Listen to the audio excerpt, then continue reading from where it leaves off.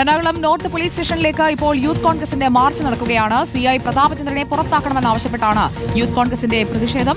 Police എത്തി മാർച്ചുമായി വന്ന ആളുകളെ തടയുന്നുണ്ട്. നമുക്കൊപ്പം എസ് ശരൺ തുടരുന്നു. ശരൺ, ഇപ്പോൾ പ്രതാപചന്ദ്രനെതിരായ പ്രതിഷേധ മാർച്ച് പോലീസ് സ്റ്റേഷനിലേക്ക്, നോർത്ത് സ്റ്റേഷനിലേക്ക് എത്തിയിരിക്കുകയാണ്. എന്താണ് അവിടെ നടക്കുന്നത്?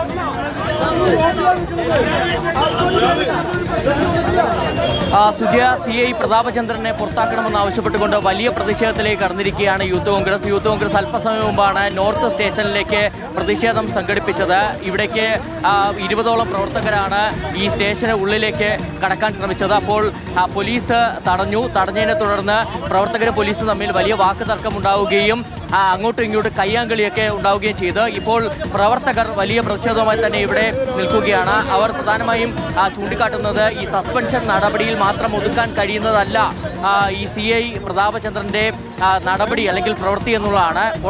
സർവീസിൽ നിന്ന് പുറത്താക്കിയാൽ മാത്രമേ ഈ പ്രശ്നങ്ങൾക്കൊരു അവസാനം ഉണ്ടാകൂ എന്നുള്ളതാണ്. എന്തായാലും നേരത്തെ നിരവധി പരാതികൾ CI പ്രതാപചന്ദ്രന്റെ ഭാഗത്ത് എതിരെ ഉയർന്നിരുന്ന ഒരു സാഹചര്യം ഉണ്ടായിരുന്നു. പ്രത്യേകിച്ച് CI പ്രതാപചന്ദ്രന്റെ ഇവിടെ സേവനമനുസരിച്ച് അല്ലെങ്കിൽ ഇവിടെ ജോലി ചെയ്തിരുന്നത് 2023-24 കാലയളവിലാണ്. അതിനിടയിൽ 3 പരാതികൾ ഉണ്ടായിരിക്കുകയും ആ 3 പരാതികളുടെ അടിസ്ഥാനത്തിൽ സ്പെഷ്യൽ ബ്രാഞ്ച് CI പ്രതാപചന്ദ്രനെതിരെ റിപ്പോർട്ട് നൽകുകയെല്ലാം ചെയ്തിരുന്നതാണ്. പക്ഷേ കർശനമായ നടപടികളിലേക്ക് പോയിരുന്നില്ല. അതിനിടയിലാണ് ഈ യുവതിയായ, അതായത് ഗർഭിണിയായ യുവതിയെ പോലീസ് മർദ്ദിക്കുന്നതിന്റെ, അതായത് CI പ്രതാപചന്ദ്രൻ കർണത്തടിക്കുന്നതിന്റെ CCTV ദൃശ്യങ്ങൾ ഇന്നലെ പുറത്തു വന്നിരുന്നത്. അതിന്റെ അടിസ്ഥാനത്തിലുള്ള നടപടികളിലേക്കാണ് ദക്ഷിണ മേഖല IG കടന്നിരുന്നത്.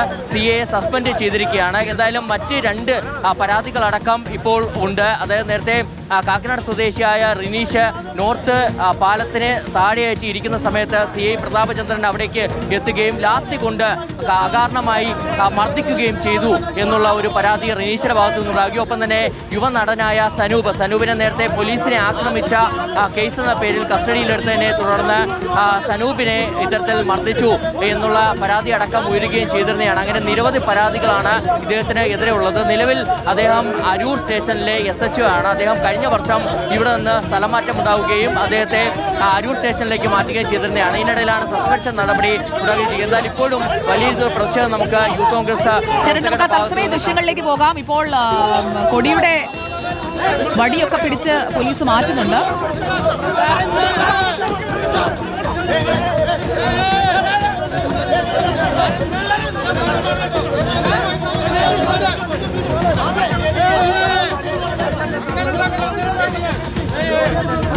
SHOയെ പുറത്താക്കണമെന്ന് ആവശ്യപ്പെട്ടുള്ള പ്രതിഷേധം. പോലീസ് ഇപ്പോൾ പ്രതിഷേധക്കാരെ തടയുകയാണ്.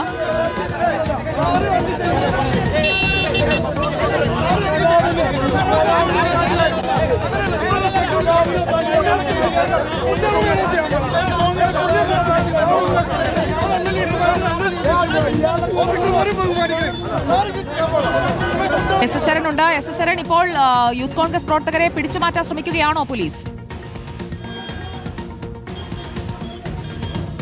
സുജയ, പ്രവർത്തകരെ ഇവിടെ നിന്ന് മാറ്റാനുള്ള ശ്രമത്തിലാണ് പോലീസ് ഉള്ളത്. പ്രവർത്തകർ ഉള്ളിലേക്ക് ചാടിക്കയറിയപ്പോൾ തന്നെ പോലീസ് അത് തടഞ്ഞിരുന്നു. അതിനുശേഷം ഇവിടെ നിന്ന് മാറണമെന്ന് ആവശ്യപ്പെട്ടു. പക്ഷേ പ്രവർത്തകർ ഇപ്പോഴും പിന്തിരിയാതെ ഇവിടെ തന്നെ നിൽക്കുകയാണ്. അവർ ഇതിൽ നിന്ന് പിൻവാങ്ങില്ല എന്നുള്ളതാണ്. പ്രതിഷേധം ശക്തമായി തന്നെ മുന്നോട്ട് കൊണ്ടുപോകുമെന്നുള്ളതാണ് സൂചിപ്പിക്കുന്നത്. ഇപ്പോൾ പ്രവർത്തകരെ നേതാക്കൾ ഇടപെട്ട് പിന്തിരിപ്പിക്കുകയാണ്. കുറച്ച് മാറ്റി നിർത്താനുള്ള ശ്രമത്തിൽ കൂടിയാണ് ഉള്ളത്. എന്തായാലും വലിയ രീതിയിൽ തന്നെ ഇവിടെ പോലീസ് വിന്യാസം നമുക്ക് നേരത്തെ കാണാൻ കഴിയുന്നുണ്ട്. പ്രത്യേകിച്ച് യൂത്ത് കോൺഗ്രസ് പ്രവർത്തകർ ഇത്തരത്തിൽ മാർച്ച് നടത്താൻ സാധ്യതയുണ്ടെന്ന് കണ്ട് തന്നെ നിരവധി പോലീസ് ഉദ്യോഗസ്ഥർ ഇവിടേക്ക് എത്തിയിരുന്നതാണ്. ഇപ്പോഴും വാക്ക് തർക്കം തുടരുകയാണ്.